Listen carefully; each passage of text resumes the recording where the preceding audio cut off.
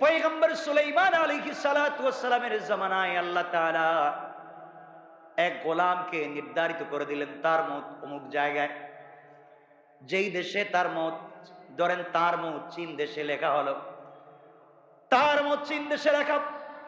আজরাইল দৌড় দিলেন, ওখানে গিয়ে দেখলেন এই লোকটা নাই। সারা দেশ খুঁজলেন, মৃত্যুর মাত্র কয়েক মিনিট বাকি আছে, তাকে তো কোথাও খুঁজে পাওয়া যাচ্ছে না, কোথায় গেল? কোথাও তাকে খুঁজে পেলেন না, পুরা দেশ খুঁজলেন, এই নামে এই চেহারার কোন লোক তো তার কাছে নাই। কারণ আল্লাহ তাআলা যার মত লিখে দিয়েছেন তার ছবি সহ, তার বাপ দাদার নাম সহ, সে কোথায় তাকে অস্থায়ী ঠিকানা স্থায়ী ঠিকানা লিখে তা আল্লাহ আজরাইলের কাছে দেন। আজরাইল খুঁজতে লাগলেন, অস্থায়ী স্থায়ী ঠিকানা কোন জায়গায় নেই, গেল কই? পুরো দেশের ভিতরে নাই। কিছুক্ষণ পরে তার মত। হঠাৎ করে ঘুরতে লাগলেন, ঘুরতে ঘুরতে ভিন্ন একটা দেশে চলে গেলেন। ওখানে গিয়ে দেখেন হযরত সুলাইমান আলাইহিস সালাতু ওয়াস সালাম, সামনে সকল প্রাণীরা বসা, মানুষেরা বসা। তাকায়া দেখেন আজরাইল। আজরাইল তাকায়া দেখেন ওই জায়গায় লোকটা বসে আছে। কিছুই বললেন না, এমনি তো মাথা গরম, খুঁজে পাচ্ছেন না। এর মধ্যে দেখতেছেন ওয়াজ শুনতেছে, চিন্তা করতেছে, খুঁজে পাওয়া যাচ্ছে না। কিছুক্ষণ পরে তার মত, তার মধ্যে ওয়াজ শুনে হযরত আজরাইল তার সামনে এসে কিছুই বললেন না, তার চেহারার দিকে তাকালেন। লোকটা পরিশান হয়ে গেল, শরীর থেকে ঘাম ঝরতে লাগলো, কান্না শুরু করে দিল, হাউমাউ করে ময়দানের এদিক সেদিক ছোটাছুটি করতে লাগলো। এক পর্যায়ে সুলাইমানকে বলতে লাগলো, পয়গম্বর সুলাইমান, আল্লাহ তাআলা আপনাকে ক্ষমতা দিয়েছেন, আপনাকে বাদশাহী দিয়েছেন, আমাকে এই মুহূর্তে আপনি চীন দেশে পৌঁছায়া দেন। আমি চীন দেশে চলে যেতে চাই। আপনার বাতাস, আপনার কথা শুনে, জিন্নাত কথা শুনে, কয়েক সেকেন্ডের ভিতরে আপনি আমাকে ওখানে পৌঁছায়া দেন। হযরত সুলাইমান আলাইহিস সালাতু ওয়াস সালাম তাকে সেখানে পৌঁছায়া দিলেন। হযরত সুলাইমান দেখেন জিন্নাত এখানে ঘোরাঘুরি করলে, আজরাইল ঘোরাঘুরি করলে দেখা যায় না। কিছুক্ষণ পরে আবার আজরাইল হাজির। হযরত সুলাইমান ডাক দিয়া বলেন, আজরাইল, কিছুক্ষণ আগে তুমি এখানে ছিলে, এখন কোথায় গেলে? আজরাইল বলছেন, পয়গম্বর, একটা লোক আপনার এখানে নসিহত শুনতে ছিল, তার কাগজের ভিতরে লেখা তার মত হবে কোথায়? চীন দেশে। আপনার এখানে বসে আছে 1000 মাইল দূরে। এই জন্য আমি তার চেহারার দিকে এমন করে দৃষ্টি দিয়েছি, তার ভিতরে মৌতের আসর চলে এসেছে। আপনি তাকে ওখানে পাঠিয়ে দিয়েছেন, আমি তাকে ওখানে মৃত্যু ঘটাইয়া আবার আপনার প্রোগ্রামে হাজির হয়ে গেলাম। কার কখন কোথায় মৌত হবে কেউ জানে না, একমাত্র জানেন কে? আল্লাহ তাআলা জানেন। সুতরাং এগুলো নিয়ে আমাদেরকে টেনশন করতে হবে না। মৌত একমাত্র কার হাতে? আল্লাহর হাতে। আল্লাহ আমাদেরকে হেফাজত করুক, সকলে বলেন আমিন। আজকে দুনিয়ার জমিনে চলবার পথে আমরা যে জিনিসগুলো বারবার দেখতে পাই, যে জিনিসগুলো আমাদেরকে বারবার কষ্ট দেয়, আজকে যদি আমরা আল্লাহর প্রতি অগাধ বিশ্বাস থাকতো, আল্লাহর প্রতি আমাদের ভালোবাসা থাকতো, তাহলে এই সমস্যাগুলা পৃথিবীর জমিনে হতে পারতো? কথা বলেন, হতে পারতো? আপনাদেরকে বলছি, মনে রাখবেন, আমার কাছে অনেকেই প্রশ্ন করেন যে হুজুর, আমি ইউনিভার্সিটিতে পড়তাম, কলেজে পড়তাম, আমার ফ্যামিলি, আমি দিনের পথে চলি, দাড়ি রাখি, পাঞ্জাবি পরি, নামাজ পড়ি, এটা আমার ফ্যামিলি চায় না, আমার সমাজ চায় না, আমার আত্মীয় স্বজন চায় না, আমার বন্ধু বান্ধব চায় না। এমত অবস্থায় আমরা কি করতে পারি, কেমনে চলতে পারি? হতে পারে না আপনি দিনের পথে চলেন, আপনাকে অনেকে ডিস্টার্ব করে। আপনি সালাত পড়েন, আপনি দিনের মতো করে চলতে চান, অনেকে এটা সুন্দর চোখে দেখছে না, আপনাকে খারাপ চোখে দেখছে। আপনাকে স্কুলে গেলে, ইউনিভার্সিটিতে গেলে, কলেজে গেলে এবং ফ্যামিলির সোসাইটিতে গেলে আপনাকে ভিন্ন চোখে দেখছে। হয় কি হয় না? হয়। আপনি এগুলো নিয়ে চিন্তিত হয়ে থাকেন। এমত অবস্থায় আমাদের করণীয় কি? আল্লাহ তাআলা তার প্রিয় হাবিব সাল্লাল্লাহু আলাইহি ওয়াসাল্লামকে বলেছেন, ওয়ালাকাদ না'লামু আন্নাকা ইয়াযীকু সাদরুকা বিমা ইয়াকুলুন। আল্লাহ বলছেন, আমি জানি যে আপনি তাদের কথাবার্তায় অনেক কষ্টে পড়ে গিয়েছেন, আমি জানি আপনি তাদের কথাবার্তা শুনে ব্যথিত। আমাকে গালি দিচ্ছে, আমি পাঞ্জাবি পড়ছি, আমাকে টিটকারি করছে, আমি দাড়ি রেখেছি, আমাকে নিয়ে দুষ্টামি করা হচ্ছে, আমি লম্বা একটু সালাতে আসছি, তাহাজ্জুদের সালাত পড়ি, আমাকে নিয়ে ভিন্ন চিন্তা করছে আর বলছে এই লোকটাকে দিয়ে কিছু হবে না। রাসূলকে আল্লাহ তাআলা বলছেন, আপনি চিন্তা করবেন না, আপনি এমত অবস্থায় পড়ে গেলে আপনি ভয় পাবেন না। এমত অবস্থায় আপনি কি করবেন? আল্লাহ বলছেন, ফাসাব্বিহ বিহামদি রাব্বিকা ওয়া কুম মিনাস সাজিদিন। ফাসাব্বিহ বিহামদি রাব্বিক ওয়া কুম মিনাস সাজিদিন। আল্লাহ বলছেন আপনি আপনার রবের প্রশংসায় বেশি বেশি করে তাসবিহ পাঠ করুন এবং সেজদাকারীদের অন্তর্ভুক্ত হয়ে যান। আপনি যদি সেজদাকারীদের অন্তর্ভুক্ত হয়ে বেশি বেশি তাসবিহ পড়েন, পৃথিবীর কে কি বলছে কিচ্ছু করতে পারবে না, একমাত্র আমি আল্লাহ তোমার জন্য যথেষ্ট হয়ে যাব। সুবহানাল্লাহ। তো আসতে বললেন। আল্লাহ বলছেন কেউ কিচ্ছু করতে পারবে না, আমি তোমার জন্য যথেষ্ট। হাসবি আল্লাহ, হাসবুন আল্লাহ, একমাত্র আমাদের জন্য যথেষ্ট কে? আল্লাহ। আল্লাহ বলছেন এমন অবস্থায় পড়লে আপনি সাজদা করবেন, বেশি বেশি করে তাসবিহ পড়বেন। এরপর আরেক জায়গায় আল্লাহ বলছেন ফাসবির আলা মা ইয়াকুলুন ওয়া সাব্বিহ বিহামদি রাব্বিকা ক্বাবলা তুলুইশ শামসি ওয়া ক্বাবলা গুরুবিহা। আল্লাহ রাব্বুল ইজ্জত ওয়াল জালাল বলছেন যারা আপনাকে মিথ্যাভাবে অপমান করতে চায়, আপনাকে কষ্ট দিতে চায়, আপনাকে অপমানজনক কথাবার্তা বলছে, আপনার দিলে কষ্ট লাগে, আপনার রাস্তায় চলতে গেলে টিটকারি করে, বন্ধু বান্ধব আপনাকে কষ্ট দেয়, আপনি তাদের কষ্টে আপনি ব্যথিত হবেন না। আল্লাহ বলছেন আপনার কাজ হচ্ছে আপনি ধৈর্য ধারণ করুন, ওয়াসাব্বিহ বিহামদি রাব্বিকা, এবং আপনি কি করবেন? বেশি বেশি করে তাসবিহ পড়বেন। কখন? আল্লাহ রাব্বুল ইজ্জত ওয়াল জালাল বলছেন আপনি সূর্য উদয়ের পূর্বে এবং সূর্যাস্তের পূর্বে আপনার প্রতিপালকের প্রশংসা তাসবিহ পড়ুন। আল্লাহ বলছেন সূর্য উদয়ের, বললেন না, সূর্য উদয়ের এবং সূর্যাস্তের, কি বলতে চাইলেন? আল্লাহ রাব্বুল ইজ্জত ওয়াল জালাল বলছেন তুমি যদি সূর্য উদয়ের পূর্বে এবং সূর্যাস্তের পূর্বে এই দুই টাইমে বেশি বেশি করে তাসবিহ পড়ো, আল্লাহর প্রশংসা করো, পৃথিবীর কেউ নাই আমি ছাড়া তোমার ক্ষতি করতে পারবে। আর এটা কোরআনের আয়াত, সূরা তাহা, আর আগে যেটা পড়ছি সূরা হিজর। আল্লাহ বলছেন আপনি যদি সূর্য উদয়ের পূর্বে, এর মানে কি? ফজরের টাইমে। কখন?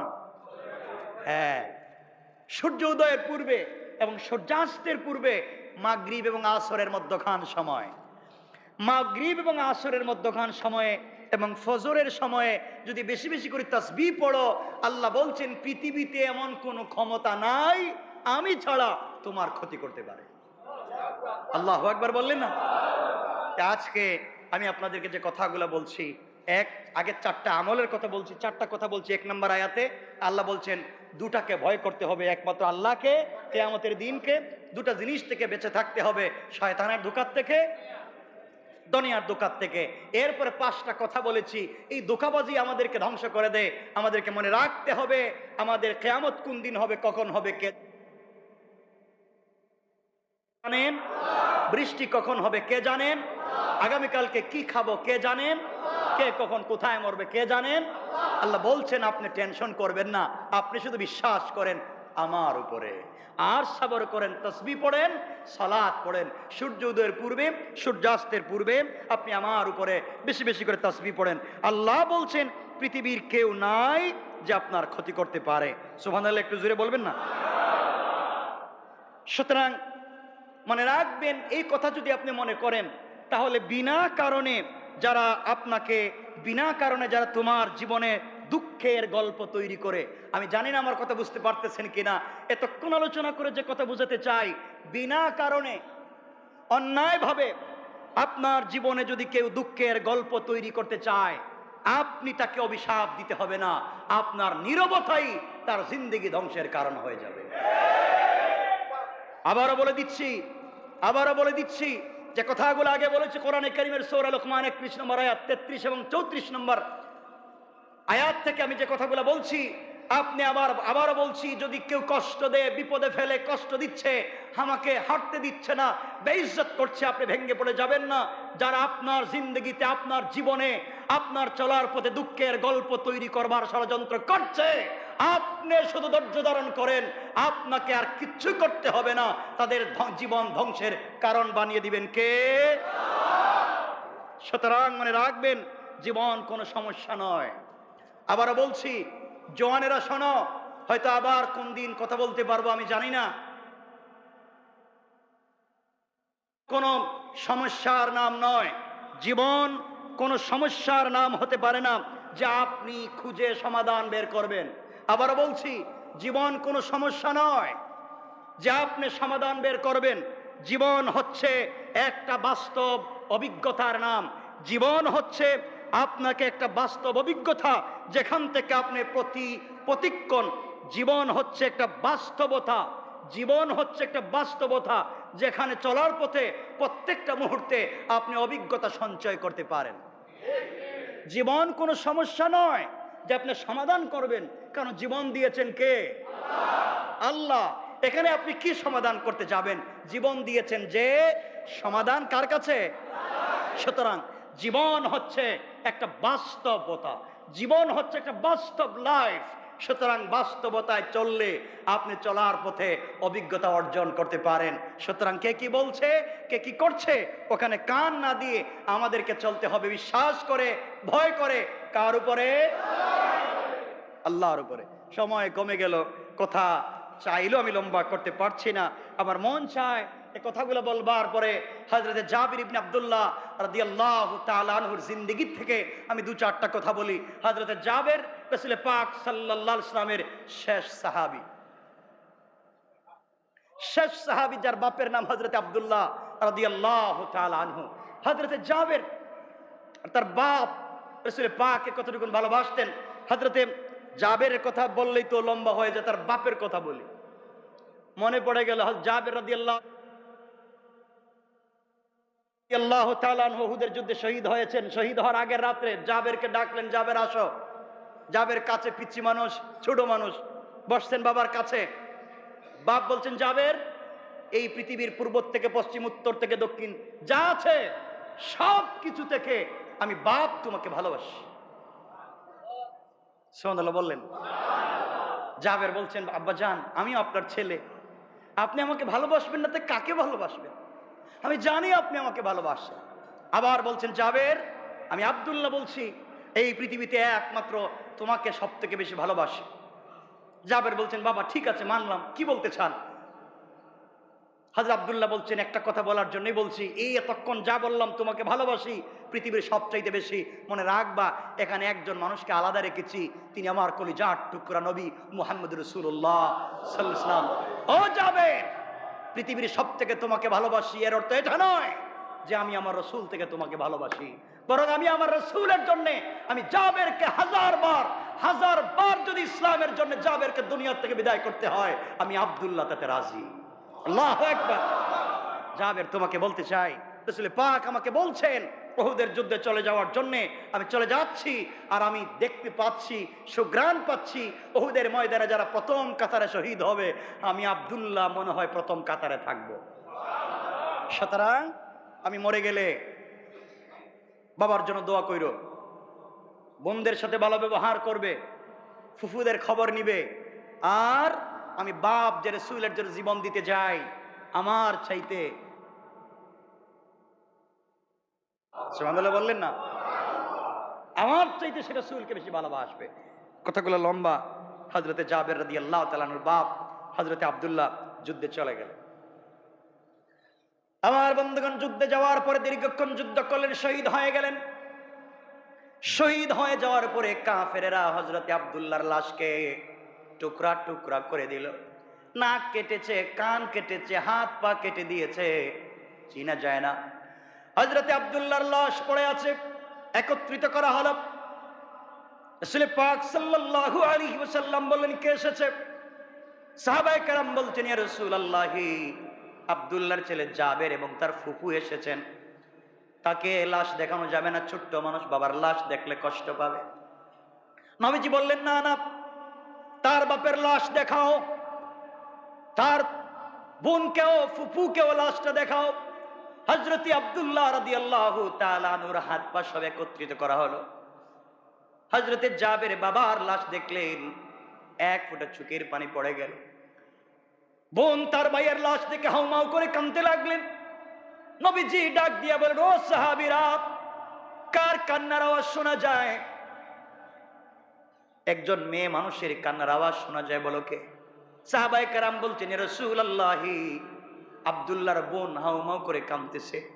নবীজি বলেন, সাহাবীরা রে, যতক্ষণ পর্যন্ত আব্দুল্লাহর লাশ এই জামিন থেকে উঠানো না হবে, ততক্ষণ পর্যন্ত আল্লাহ রহমতের হাজারো লাখো কোটি ফেরেশতা আমার আব্দুল্লাহর লাশকে করে করে বাতাস দিতে আছে। আল্লাহু আকবার। হযরতে জাবের বাবার লাশ থেকে হাউমাউ করে কাঁদতে লাগলেন। নবীজি আস্তে আস্তে করে জাবেরের কাছে গিয়ে জড়াইয়া ধরলেন, আর নবীজি জড়াইয়া জাবেরের কপালে চুম্বন করে বলছেন, জাবের তুমি বাবার জন্য কান্না করো। কথা বলে আমার নবীজি তার হাত মুবারক জাবেরের মাথার উপরে রাখলেন আর বলেন, জাবের এই মুহূর্তে তুমি আমার সঙ্গে বাড়িতে চলো। আজকের থেকে আমি আজকের থেকে ঘোষণা করলাম হযরতে আয়েশা আজকের থেকে তোমার মা, আর আমি মুহাম্মদুর রাসূলুল্লাহ তোমার বাবা হয়ে গেলাম। আমার বন্ধুগণ, উহুদের প্রান্তরে আরেকজন সাহাবীর কবরের ভিতরে দুজনকে একত্রিত করে লাশ দাফন করা হলো, মাদফন করে দেওয়া হলো। 6 মাস পরে হযরতে জাবের চিন্তা করলেন, বাবার লাশকে আলাদা করে ফেলি, একটা কবরে দুইজনের লাশ আলাদা করে ফেলি। 6 মাস পরে কবর খনন করলেন। আল্লাহু আকবার। কবর খনন করে দেখেন 6 মাস আগে বাবার লাশ যেভাবে কবরে রেখেছেন, একটা কানে একটু মাটি লাগা ছাড়া একটা শরীরের ভিতরে একটা মাটিও পড়ে না। আল্লাহু আকবার। এটা তো 6 মাসের কথা বললাম। 40 বছর পরে হযরতে মুআবিয়া রাদিয়াল্লাহু তাআলা আনহুর জামানায় যখন উহুদকে খনন করার প্রয়োজন পড়ল, খনন করতে যখন গেলেন, 40 বছর পরে আব্দুল্লাহর কবর যখন খনন করা হয়েছে, 40 বছর আগে যেইভাবে লাশ রেখে দেওয়া হয়েছে, 40 বছর পরে লাশ এভাবেই কাফন সহ অক্ষত রয়ে গিয়েছে। আল্লাহু আকবার বলেন। তার রাসূলকে কেমন ভালোবাসতেন, আল্লাহকে কতটুকু ভালোবাসতেন, আর সেদিকে যেতে চাই না। আব্দুল্লাহর কথা বহুত লম্বা। এরপরে হযরতে জাবেরের সঙ্গে রাসূলের অনেক স্মৃতি আছে, কথা বলতে চাইছিলাম এগুলা। জিন্দেগির শেষ জিন্দেগির স্মৃতি জাবেরের সঙ্গে, যেহেতু জাবের ছোট ছিলেন, খন্দকের যুদ্ধে রাসূলের সঙ্গে ছিলেন, রাসূলের পেটে পাথর ছিল, জাবের কি করেছিলেন। এরপরে 74 হিজরিতে যখন হাজ্জাজ ইবনে ইউসুফ খলিফা বাদশাহ হয়ে গেল, তখন তাদের উপরে কি হয়েছিল হাজ্জাজের মাধ্যমে। 78 হিজরিতে তিনি যখন ইন্তেকাল করেন, তখন কি অবস্থান হয়েছিল, কি করেছিলেন, সে কথাগুলো অনেক লম্বা, আমি আর সেদিকে যেতে চাই না। আপনারা আমার জন্য দোয়া করবেন, আমি আপনাদের জন্য দোয়া করতে চাই। কথা যতটুকু বলেছি আজকে আশা করি মনে থাকবে ইনশাআল্লাহ। মনে থাকবে না আপনাদের? মনে থাকবে না? কয়টা কথা বলেছি প্রথমে? কয়টা কথা বললেন না? আমি সর্বমোট কথা বলেছি 9টার একটা 10টা। কয়টা? 1 নম্বর আয়াতে বলেছি আল্লাহকে ভয় করতে হবে, কিয়ামতের দিনকে ভয় করতে হবে। ওই আয়াতের দ্বিতীয় অংশ বলেছি শয়তান এবং দুনিয়া থেকে, ধোঁকা থেকে বাঁচতে হবে। শেষ আয়াতে বলছি 5টা। 1 নম্বর, কিয়ামত কখন হবে কেউ জানে না, জানেন কে? মায়ের পেটে কি আছে জানেন কে? বৃষ্টি কোথায় হবে জানেন কে? আগামীকালকে কি খাবো জানেন কে? কে কোথায় মরবো জানেন কে? সব কিছু বলে যে কথা বলতে চাইলাম, আমাদের অন্তরে যদি রাসূল পাক সাল্লাল্লাহু আলাইহি ওয়াসাল্লামের বিশ্বাস, রাসূল ইসলামের প্রতি ভালোবাসা, এবং আল্লাহ বলছেন পৃথিবীর কে তোমাকে কি কে বললো এগুলো জানবার দরকার নাই। সূর্যাস্তের পূর্বে এবং সূর্য উদয়ের পূর্বে বেশি বেশি করে তাসবিহ পড়ো, পৃথিবীর সব তোমার বিরুদ্ধে চলে গেলেও বাঁচিয়ে রাখবে।